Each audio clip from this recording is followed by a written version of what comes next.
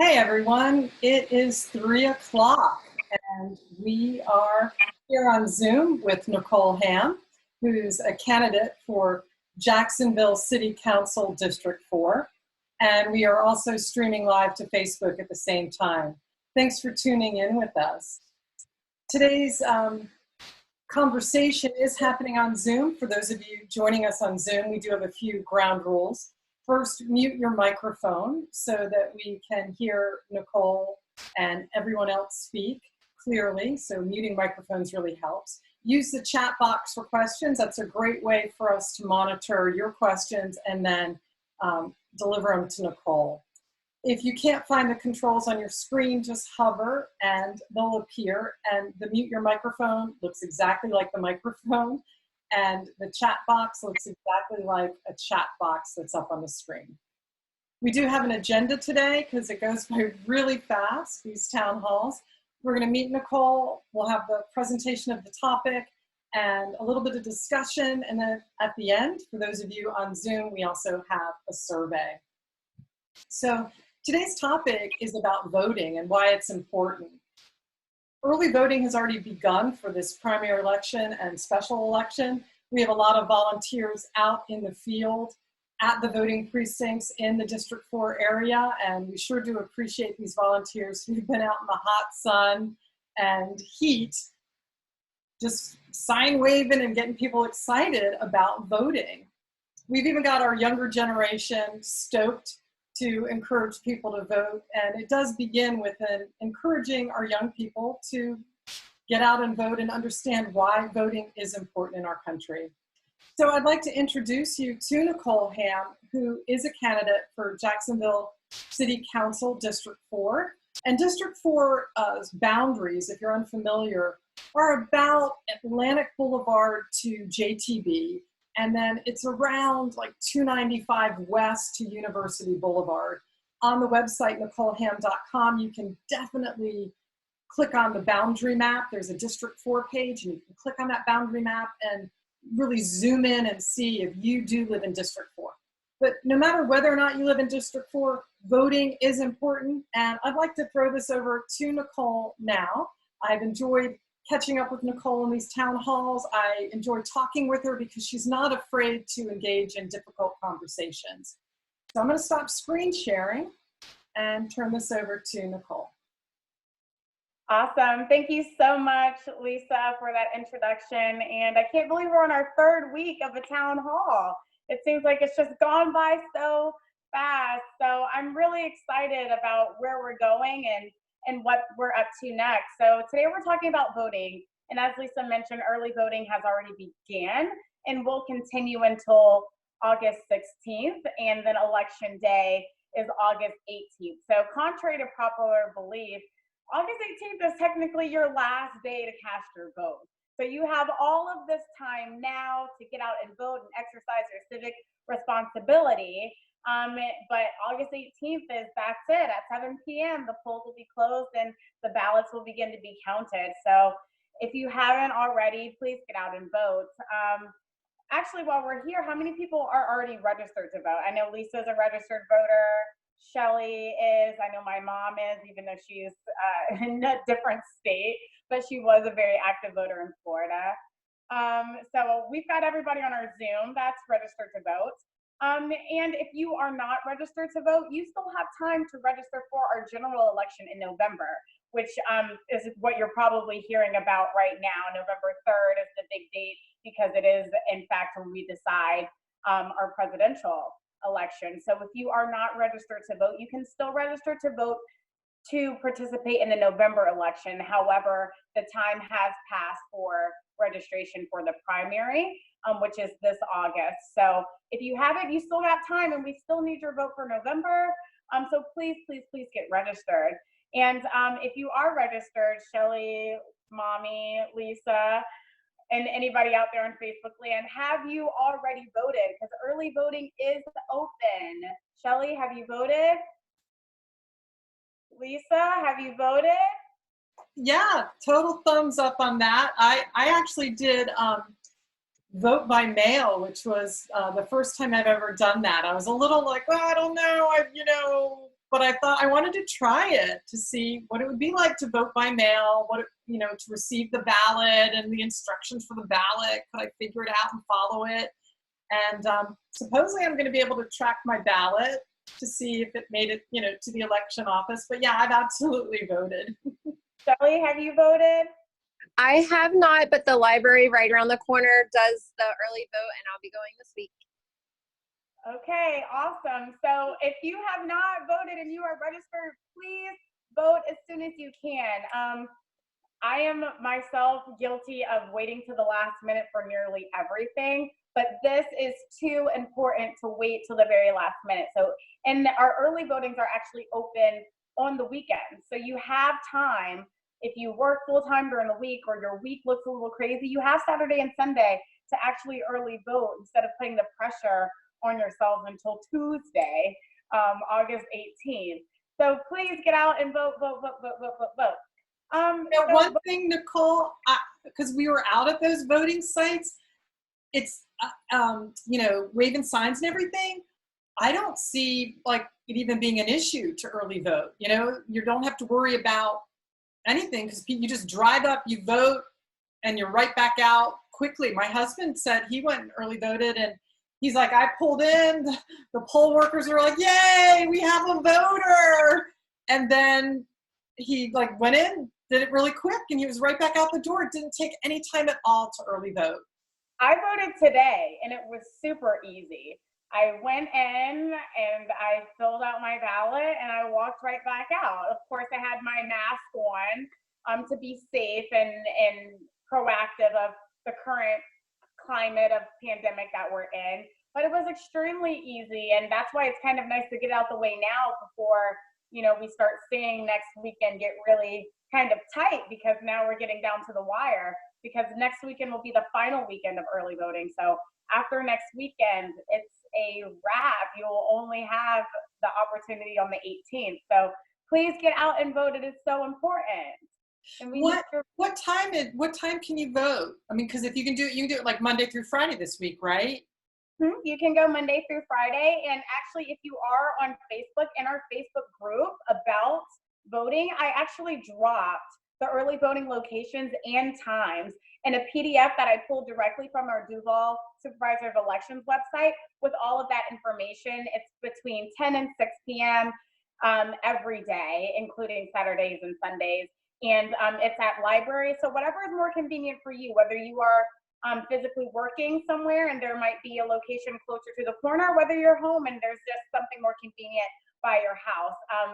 You don't have to vote in your actual precinct with early voting. However, the day of, on August 18th, you will be required to vote at your polling location that is designated on your voter's registration card. So if it's more convenient and you're just out going to Costco and you pass University Branch Library, just stop on in and get your vote on, and then you can go on about your way as you go home. So they do make it extremely convenient. And like I said, I posted that document in our Facebook group, and it is also on our website as well. So if you wander over to NicoleHamm.com, you will also be able to pull the file of early voting sites and locations. Regardless of this race, we want you to vote. We want you to exercise your civil responsibility to vote and to keep democracy alive in our local, state, federal elections. So that's where you can find all of that, and we are happy to share and answer any questions about that as we continue on. So I just kind of wanted to go into the history of voting and why it is so important and why it is absolutely so relevant. So in 1788, this is when our founding fathers kind of created the voting experience of what was going to actually happen. So they started the Electoral College, which you will mostly hear about in our presidential races. How our states have a number of votes to create a determinant of what person gets that state, the overall voting of that state.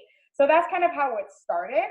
But then as we move on into history, between 1820 and 1830, it was really only white men that were eligible to vote. So not really looking like a democracy. You don't have any women input. You don't have anybody from a different race or background having input.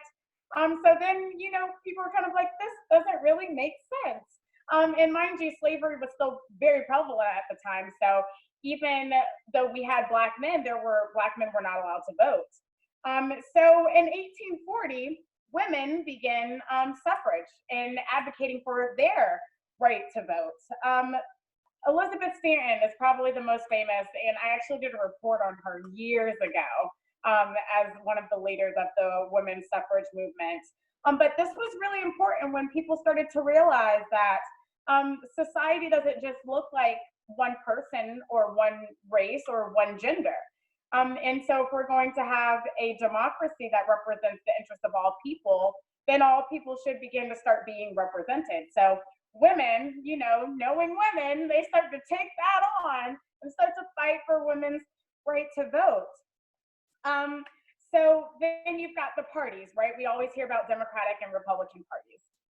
And I just think the basic way to think about it is if you split the country at the Mason-Dixon line, this is kind of how the parties were based, considering the Civil War and the different tensions that enacted between the North and the South.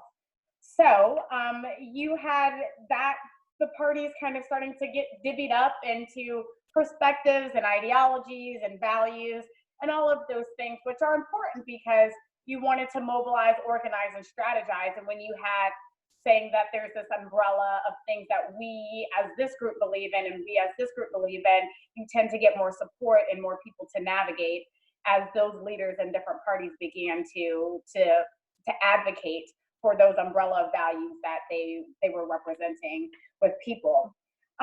So then the Civil War happened, 1861 to 1865. And that was kind of a turning point in American history in all ways, not only in civil in references, but also in just basic human rights and human ideologies, which is where the parties kind of started to flip-flop, if you will. You started to see some of the umbrella values go to different parties and different organizations. So what I've heard sometimes is like, oh, well, weren't these people all Republican at one point in time, and weren't these people all Democrats at one point in time? And yes, they were. They absolutely were. But that's the beautiful thing about democracy, right? You have the option and the opportunity to shift your perspective and shift your mindset based on more information or where things are leading to or tending to go. So yes, things have switched in history as we go along. But women are still not given the right to vote, even though we have been working on the suffrage movement for the past 20 years. It was only Wyoming and Utah that were allowing women to vote before 1878. So only 2 states out of 50 said that women could vote. And I just think that's absolutely crazy, but that's the way that it was. And, thank God that we were not there at that time, and we do have the ability and the right to actually vote. So in 1878, Constitution, we amended, women can vote. That's great. Still not equal democracy because now we're playing into the race game. Black women can't vote. Indian women can't vote. Native American women cannot vote still. So finally in 1920, the 19th Amendment is passed, giving all women the right to vote. And that's something that we've all studied in American government and history and politics. But this was really important because if you think about it, we're in 2020. This was not that long ago. And I say that to really put this in perspective that even though our founding fathers in 1788 had this great idea of enacting democracy, it wasn't really a democracy until very much later. And I just think that's really important to put that into perspective of why this matters, that people fought for very many years on different people's actual right to vote. So we got that done in 1920. And then 1964, the 24th Amendment passed about poll tax, which was a very hot topic back then. I can only imagine the debates and the interactions of people fighting over a poll tax. And that was finally outlawed by the 24th Amendment, which states that poll tax is not allowed by law. So you do not have to pay a fee to vote. And again, that was another form of voter suppression. So they tried to suppress the women, they tried to suppress minorities, tried to suppress people that may have been in poverty or not have the money to vote by a poll tax. So all this time, we're starting to try to get to an equal playing field for all people to enact the right to vote. In the 1965, the Voting Rights Act is passed. And just a little bit of history, the anniversary of that was actually last week. So it has really only been 55 years. My grandmother is in her 80s. You know, she was not voting when she was able to, or because she wasn't able to many years ago. And it's just mind-bending and mind-blowing that I'm 27 and literally 30 years prior, I would not have been allowed to vote. So I just think that's really important to put that in perspective. And then in the 70s, you had to be 21, and then people brought up, well, if people can be 18 and go to war, they should be 18 and cast their votes, but not 18 to drink, just to cast a ballot. So I know there's in the 70s, just from all the movies and things that I've watched, they always kind of bring that up as like, oh, people drink in the army, but you can't vote. You can serve your country, but you can't vote. So in 1971, they finally was like, okay, we're going to lower the voting age, which is why when you're 18, you are able to cast your first ballot, which is a really good point because you're asking young people to make a decision big enough of whether they can risk their life to serve in the military, but then they don't have a say in the democracy that navigates that choice. So that was a really big turning point, especially in the 70s. With just a lot going on from different areas of the world. And then finally in 1975, the Voting Act was expanded to include those that did not speak English. For a very long time, all ballots and all voting information was only written in the English language. I'm not sure if you've gotten your sample ballot or if you've already casted your vote, you will see that their English and Spanish are both available for you to cast your vote. And if you do in fact ask for a different language, you will be able to receive a ballot. You can specifically call the supervisor of elections and ask for a sample ballot in a different language for you to study, but you do only have those couple options if you go to the polls and request your mail-in ballot to actually vote. So all of that to say that this is not that long ago, and this is why it matters, because we just really recently have been able to start to include all of what America looks like in its voting. And that's important because when you're electing officials to office, you're electing them on the basis that they're going to represent people, and not just one person, not just one type of person, not just one race of person, but all people. Because as a country, we are a melting pot of all people. And it's important that we not only acknowledge that, but we advocate on behalf of that. We can't advocate for just what one income looks like, what one gender looks like, what one race looks like. It has to look inclusive and diverse for all people. And that's important when you're making elections, that you're choosing people that represent and are willing to advocate for all people. So voting in Florida, we are considered a red state, which would basically say that we have a population of more Republican affiliated voters than we do Democratic affiliated voters. Not necessarily a good thing or a bad thing. It just helps in forecasting and market predictions where states are going to lie in different elections.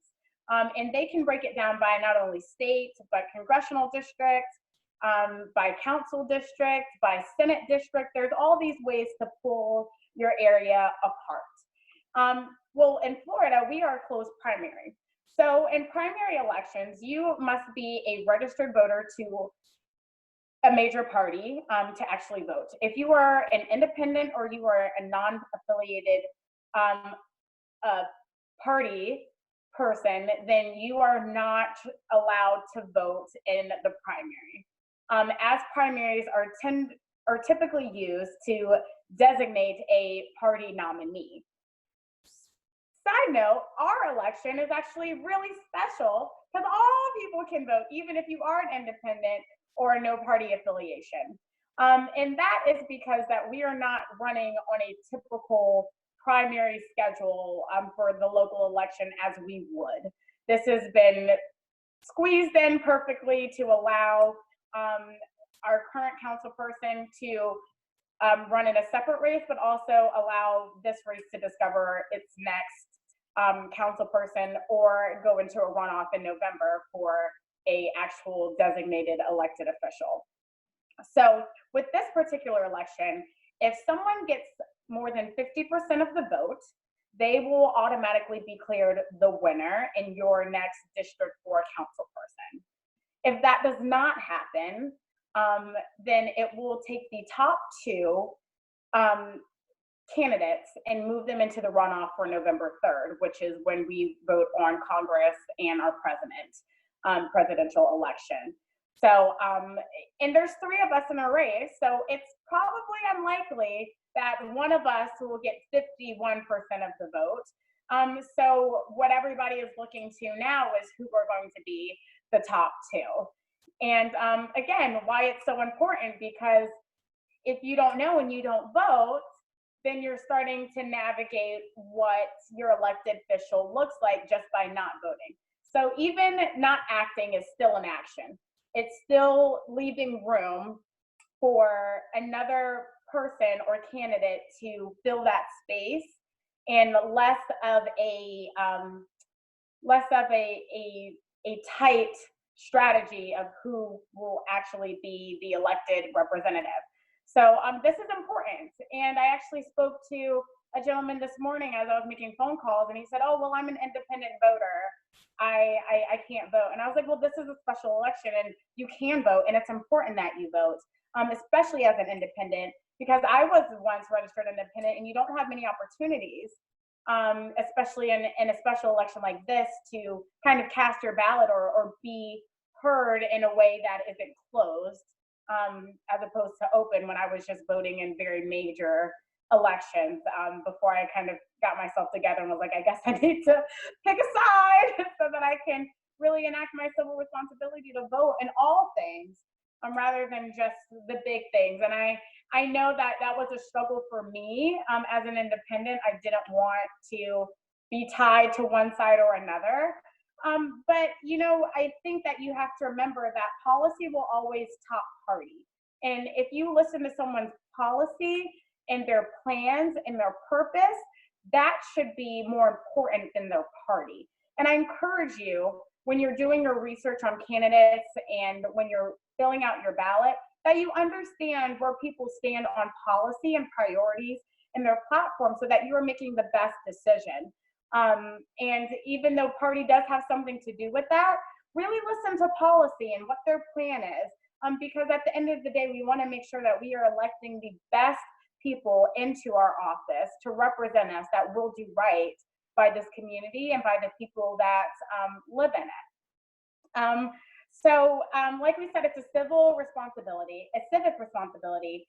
And also, so is filling out your census.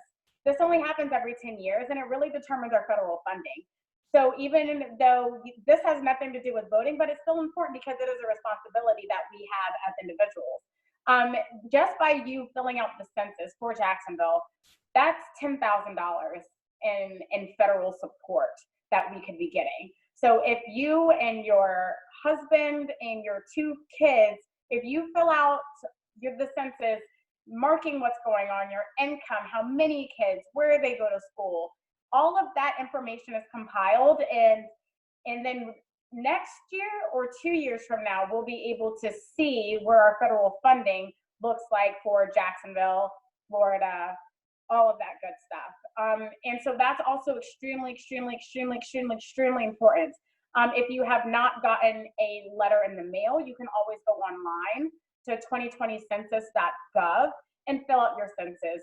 And that's just not Florida, wherever you're tuning in from. Please complete your census, because it is just that important to accurately make sure that the demographic and the population of people that live somewhere are supported.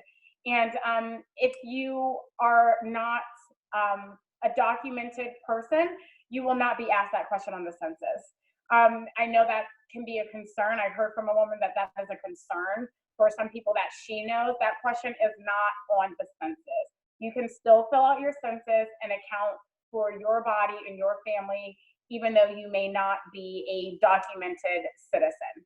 So that is just extremely important. If you know anybody that may be trying to not fill out the census or not be involved in major government request forms of information, this is okay, this is safe, and you should not be fearful of that question because it will not be on the census. I just wanted to make that extremely clear, especially in Florida where we do have some people that are not documented, and that's fine. Just please complete your census and then join us as a citizen and then enact your civic responsibility to vote. So all of this comes together about how important it is to really begin to promote a democracy and a country, city, and state that is equally representative of all people and all residents and all communities. So I am complete with that. I know that was a lot of information just kind of thrown at you, but I just really think the background of voting is extremely important.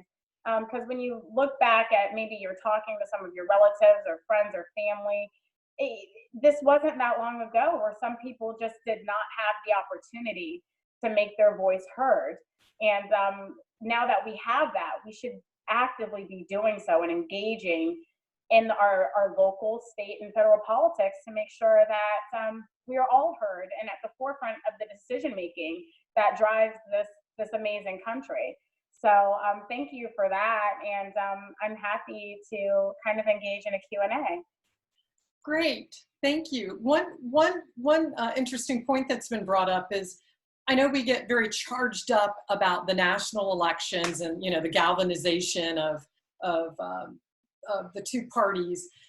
What's different about a local election, and why should people be more excited about what's going on locally, even though it's hard because there's not that money, there's not the amount of money involved to direct people's attention to the election like there is in a national election for a president.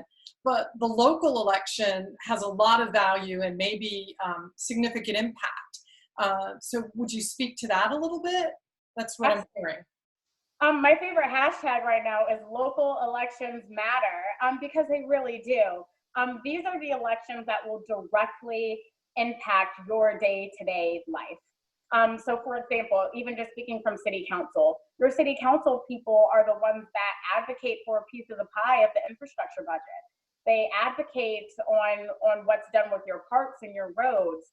They advocate for transparency and help navigate and steer where we should be prioritizing ourselves and our budget and our values as a community. And that is extremely important. And yes, party affiliation is involved, but again, I think that is more of an umbrella of general values that allow people to navigate to where they identify with. But again, the local elections are truly, truly policy. And it's important to look at where those candidates stand, because that's the policy that they are going to push for that will impact your day-to-day life. So if you don't like that road that's right down on Peach Street and that you are over people just flying through at 65 miles per hour and you really want to see something done, you want to talk to your council people, you want to talk to your local zoning officers and what that looks like and how you can kind of begin to create a better immediate backyard in your community. And it is kind of polarizing, but you know, I get along very well with our current council person, and he's a different party affiliation from me. But he got me a street light right outside of my gate where there were many accidents happening, and I was just becoming a new driver. So that's the stuff that matters to me. And then again, as we go up the ladder in those bigger deals that are going to begin to affect a greater number of people, yes, I want to make sure that there is somebody that I know that has a general underlying association with the things that I believe in. And that can range from many things, from economy to social to, you know, parks and all of these other things. But at the local level, what matters to me is what I have to go through every day. So what does it look like for me getting to point A to point B? What does it look like for my friend being furloughed?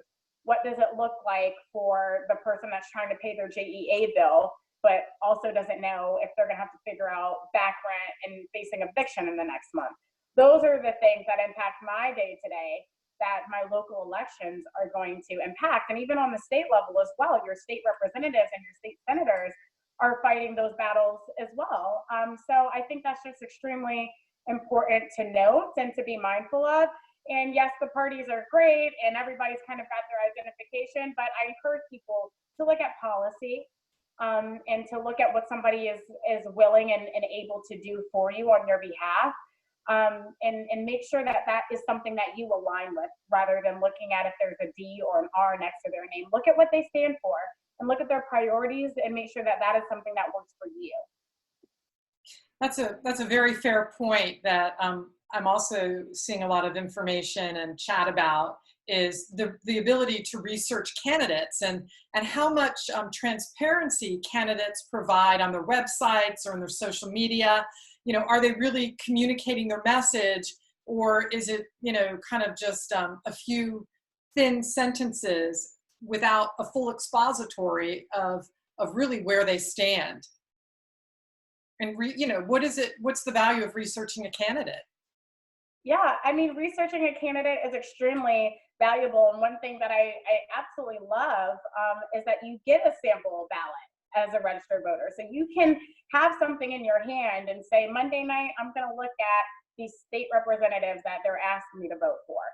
You know, not everybody's a political nerd and not everybody's really into politics, but when the time comes, just take a couple of moments to really research or dig, or to ask your friend that might be super into politics what their thoughts are, or maybe politicians that you trust that are supporting people, or for endorsing people that you would align with, that you say, well, this person has done this, that, and the other, and I trust their vetting skills.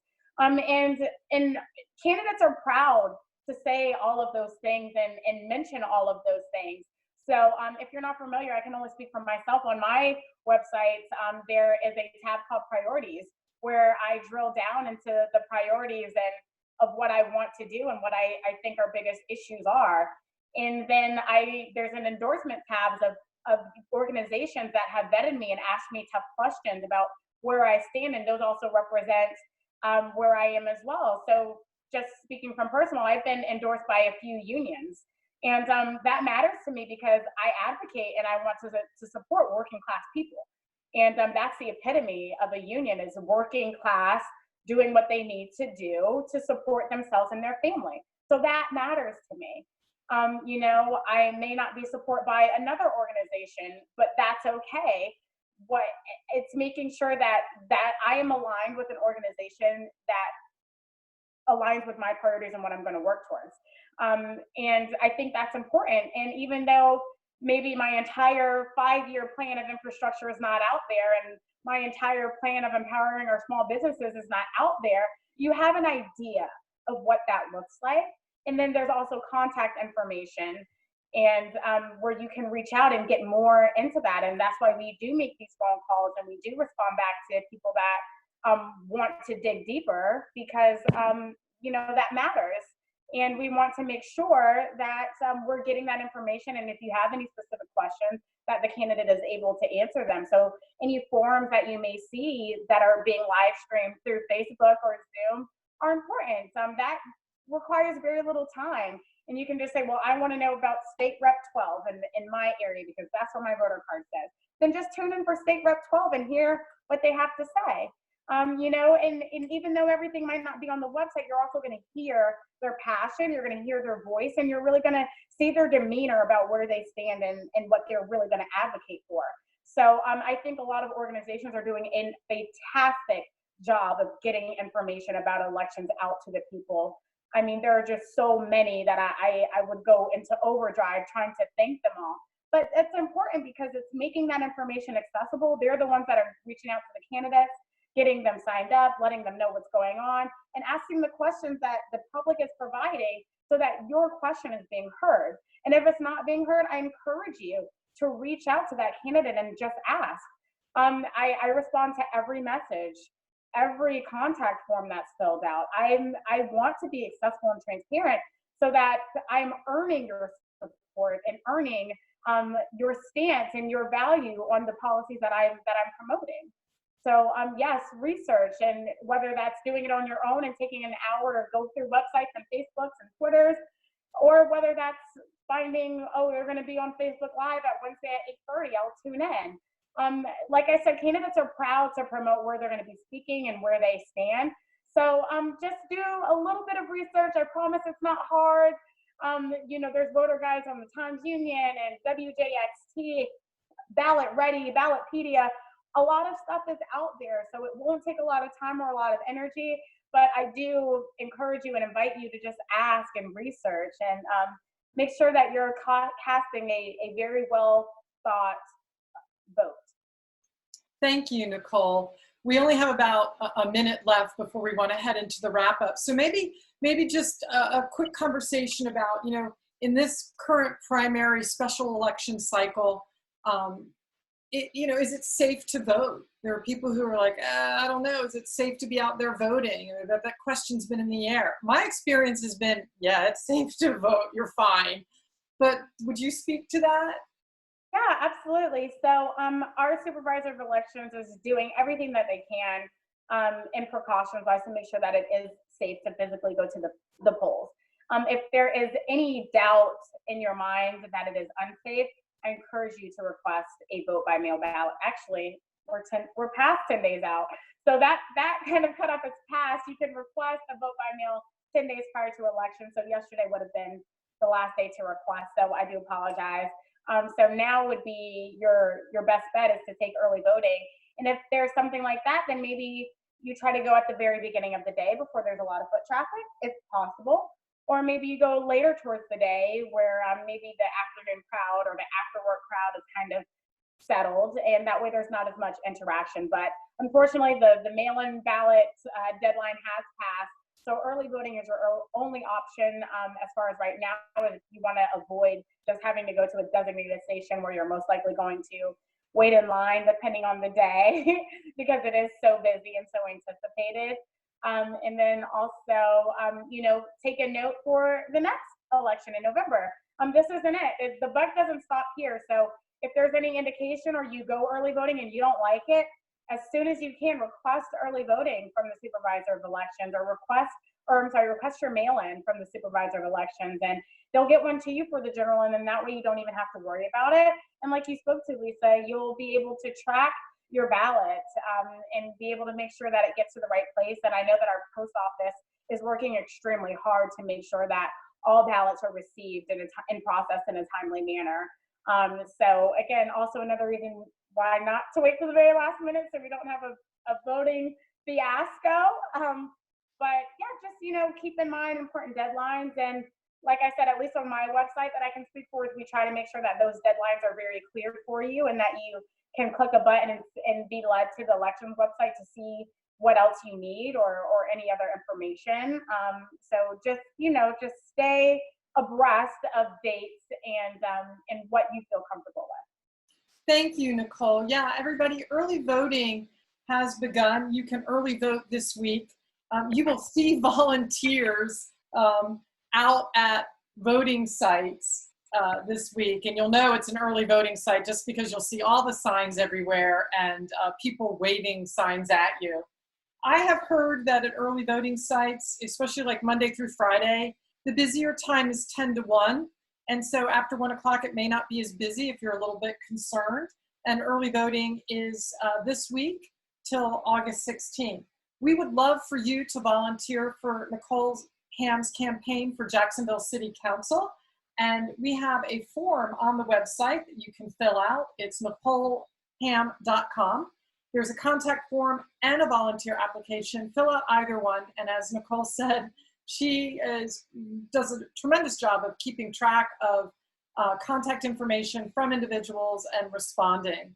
As well, on the website, you can donate to help support the grassroots campaign for NicoleHamm.com. It takes dollars to make change. And once you sign up for either just like writing in on the contact form, hey, interested in learning more, or if you fill out a volunteer application, or if you donate, you'll begin receiving a weekly newsletter from the campaign so you can stay up to date. Thank you all for being with us for this town hall with Nicole Hamm, who is a candidate for Jacksonville City Council District 4. I'm going to stop the screen share and give Nicole just one last moment to say farewell to all of us, and then we'll be ending for today. Yes, thank you all so much for joining. Like I said, I can't believe that we are already in our third week of town hall, and I can at least say that if elected, this will continue. Maybe not weekly, but definitely monthly to keep everybody updated and really promote one of my platform points, which is transparency and accountability, and having that communication and that interaction, whether it be virtual or via email or via text or in person. We want to make sure that we advocate and we hear you. So please feel free to reach out to us for any more information. And please get out and vote. This is so important and so meaningful. And I would be honored to earn your vote and your support. And I look forward to being yours in public service. Thank you, everybody. Have a great afternoon. Thank you, Nicole. Thank you. Bye.